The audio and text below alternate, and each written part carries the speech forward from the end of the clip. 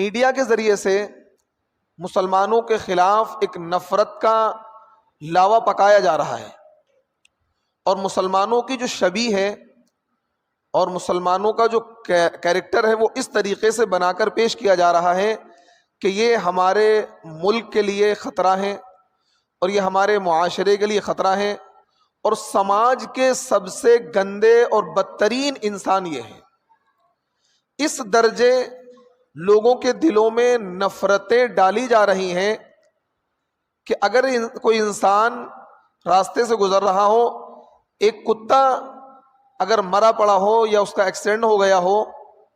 یا کوئی جانور، تو اس کی طرف سے ان کے دل میں ہمدردی آ جائے گی کہ یہ جانور کیوں مرا، اس کا ایکسیڈنٹ کیوں ہوا، اس کو کیوں مارا گیا، یا یہ کیوں مر گیا، اس کا ریزن تلاش کریں۔ لیکن ایک مسلمان جس کو 10 غنڈے اور 10 آتنکوادی پکڑ کر اس کی موب لنچنگ کر دیتے ہیں، اس کو مار دیتے ہیں، اس پر کسی کو افسوس نہیں ہوتا ہے۔ یہ کیا ہے؟ یہ جینوسائیڈ کا حصہ ہے۔ یعنی میڈیا کے ذریعے سے ان کے ذہنوں میں مسلمانوں کے تعلق سے اتنا زہر گھول دیا گیا ہے کہ ان کے دل میں ایک جانور کی طرف سے ہمدردی ہے، لیکن ایک مسلمان کی طرف سے ان کے دل میں کوئی بھی ہمدردی نہیں ہے۔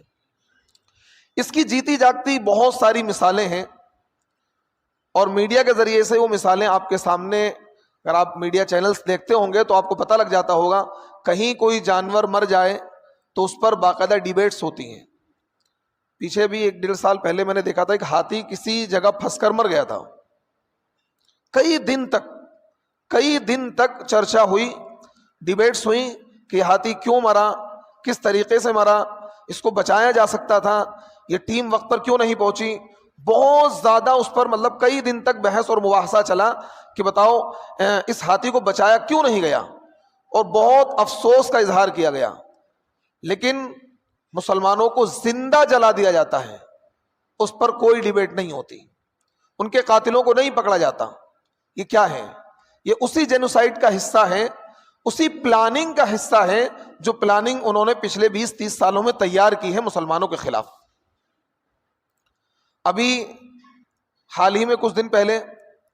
راجستھان کے علاقے میں جنید اور ناصر، یہ 2 مسلمان تھے جن کو بے دردی سے پہلے پیٹا گیا، اور پیٹنے کے بعد میں بلیرو کار میں ان کو بٹھا کر اس میں آگ لگا دی گئی، یعنی زندہ جلا دیا گیا۔ لیکن کہیں بھی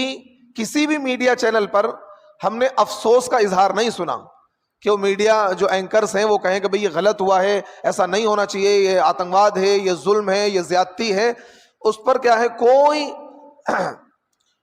کسی بھی طرح کا کوئی ڈیبیٹس نہیں ہوئی۔ اور یہ میڈیا ایک ایسا ہتھیار ہے دشمنوں کے پاس کہ جب چاہیں جسے چاہیں وہ ہیرو بنا دیں، اور جب چاہیں جسے چاہیں زیرو بنا دیں۔ جب کسی کو وہ قتل کرتے ہیں تو پھر اس قتل کا دفاع کرتے ہیں میڈیا کے ذریعے سے۔ اس کی جیتی جاگتی مثالیں ہیں، عتیق کے گھرانے کو تباہ و برباد کر دیا گیا اور قتل کر دیا گیا، اور اب پچھلے تقریباً 3 مہینے سے اگر آپ میڈیا چینلز دیکھ رہے ہوں گے تو سوائے اس نیوز کے علاوہ کوئی نیوز نہیں ہے، اس نیوز کے علاوہ کوئی نیوز نہیں ہے، اور دنیا بھر کی چیزیں، یہ گینگسٹر تھا اور یوں تھا اور یوں تھا، یعنی تاکہ لوگوں کے دلوں میں یہ بات بیٹھ جائے کہ بھائی اس بندے کو جو مارا گیا ہے بالکل صحیح مارا گیا ہے، یعنی اس کی جرائم کی ایسی کنڈلی کھولی گئی ہے۔